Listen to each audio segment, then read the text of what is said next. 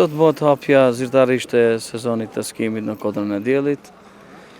Këtë vit, edhe pse me vonesë na erdhi bora në qendrën e skijimit, sot është bërë hapja, do me thonë me ski ashensorët të gjithë janë në lëvizje për vetëm Ceri Pashines e cila është për momentin ka erra të forta, presim që moti të stabilizohet dhe edhe ajo të jetë në funksion. Kemi vizitor mjaftueshëm, por jemi munduar gjërat teknike të i rregullojmë pasi që kemi gjetur në një gjendje shumë katastrofale para një viti.